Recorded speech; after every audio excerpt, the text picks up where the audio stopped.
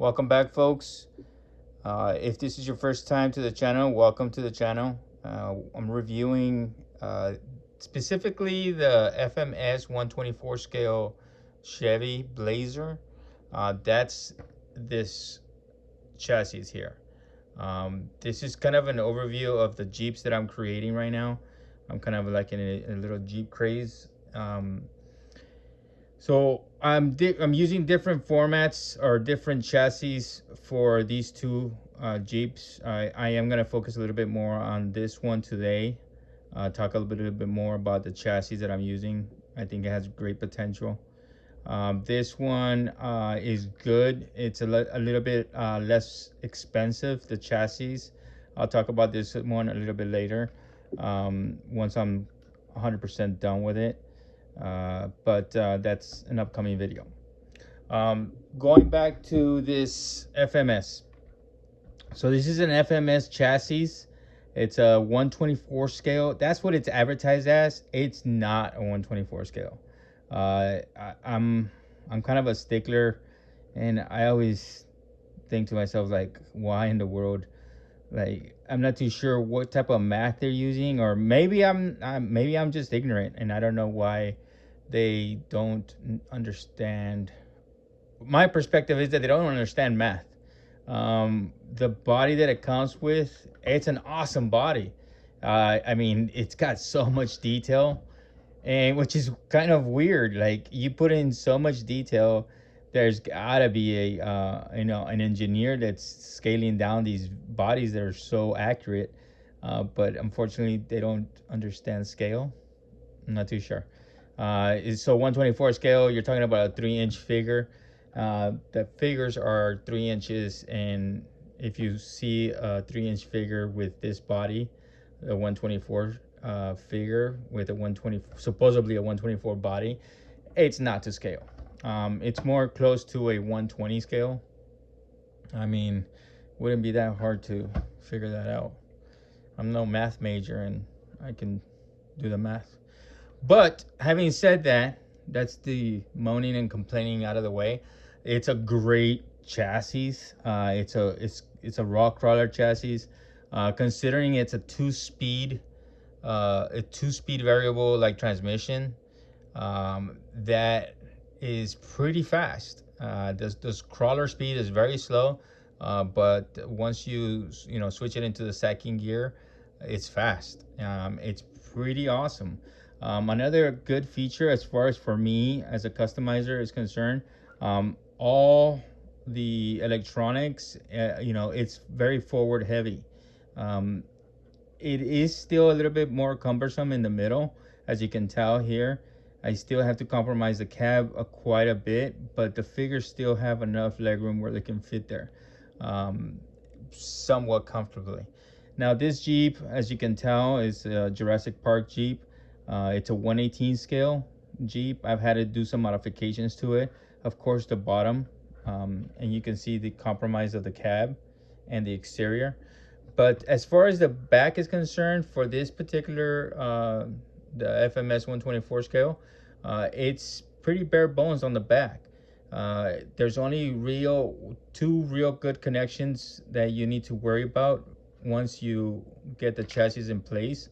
That's being the shocks down here. Once you get those shocks aligned and set that up, I mean, you're good to go. And it has really good clearance. I mean, it's got good articulation. This is pretty awesome. This is gonna be, man, I'm really looking forward to finishing this project. I did also modify the seats. They were sitting forward, and it's unfortunate because there's a lot of space. There was not a lot of space, but I mean a 1/4 inch of space back here. When I put the G.I. Joes originally with the original body, they were sitting, with basically the steering wheel right up on their faces. If you have that much space back here, might as well use it, right? But I don't know, maybe the Jurassic Park figures fit comfortably in there. Now, the Jeep being a small body in itself, it's understandable. Jeeps come in all sizes, and this is one of those sizes that is fairly small. So it could be pretty realistic that the steering wheel is right up in their faces, right? We've seen those Jeeps, those old school Jeeps, the earlier years of the Jeeps, and the cab is pretty small. So maybe that's just me, you know, being nitpicky.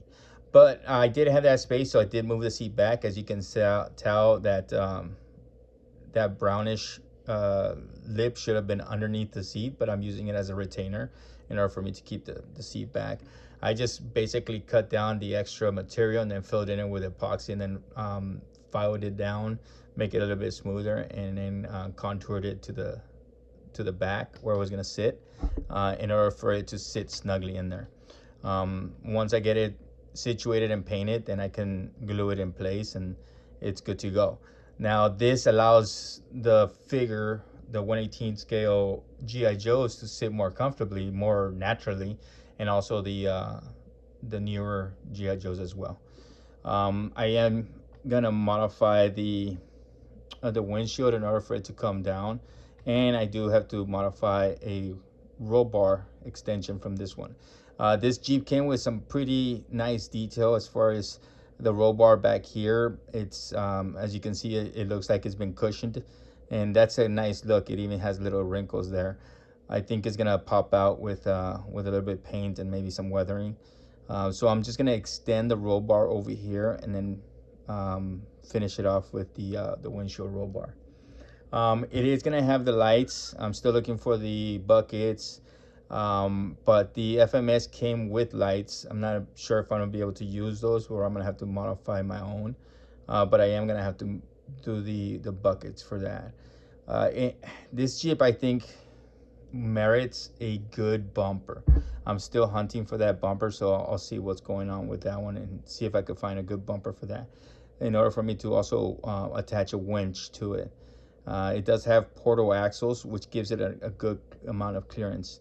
Now, even though I did start off with this video kind of moaning and complaining about the scale, this is a very good chassis again.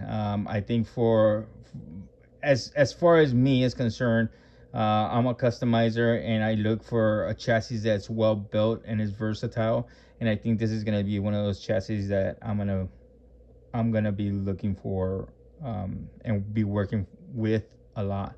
I was even thinking about my 112 scale. I've done a 112 scale ATV, and it came out pretty good, and it has a pretty good chassis. It's a more inline chassis, which doesn't compromise the body of the ATV, but considering that this is a 2-speed variable, and you can control those dual speeds via the remote. You switch the channel 3 from Rock Crawler to Rock Racer, so that's pretty cool. You don't have to come down here and mess with it. It has a dedicated servo in order for you to switch between those gears, so that's pretty cool. And the ground clearance on this and the articulation is just cool. So I think even though I might compromise the internal or the aesthetics of the ATV and have to bite into this outside body, I think it still might be worthy of integrating this chassis into a 112 ATV, and that might be actually pretty fun, especially having that articulation, that crawler articulation on that. So that's pretty much the update on this. I'm still really contemplating what I need to do for this one. It doesn't have too much more to go, other than the sequence of painting, and then also the sequence of the roll bar, how I'm gonna fix it in there, and then the windshield, I'm working on making it hinge down and then back up if need be. That way it has that option. And then after that, after the lights, the winch, the bumper, the painting, the weathering, then after that I can look at accessories. I was thinking of putting a little Gatling gun up here. It is going to be the same green as the other Jeep, which is a deep forest green. Right now, well, it's weird. Once I find a particular color that I like, it kind of inspires a lot of vehicles. And right now I'm working on those two Jeeps and another Rock Racer at 118 scale. So that color is gonna be pretty prominent on my upcoming customs. So, all right, folks. Again, if you're familiar with this channel, you know that you can always reach out if you need any pointers. If there's any questions that you may have about this custom, let me know. If I can explain it in a text, I'll definitely do so. Send me a message through YouTube, and I'll try to answer as quickly as possible. And if I can't answer it, it's more, if the answer is more elaborate than just through a text or something that I can explain, then I'll make a little video for you. I don't mind that. Actually, by no means, like, it's no big deal. It actually helps me articulate my ideas and my thought process, and it helps me with my communication as well. So by all means, reach out, and if you have any questions, I can walk you through these builds. All it does, it really just takes time and some imagination. I know sometimes it might look daunting, but once you get started, your mind starts going and you start problem solving, and it's fun. It's fun. Don't think that it's outside of the reach. I'm no genius by no means. I might just have patience and time on my hands, and that's probably the only difference. So definitely encourage you to try your own customs. They're fun, and then seeing them out there, and running around, even more fun.